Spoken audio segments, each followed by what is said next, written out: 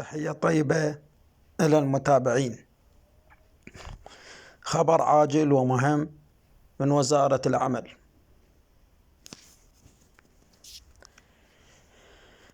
إلى أسماء المتقدمين الإلكتروني، يرجى الانتباه جيدا إلى الهواتف.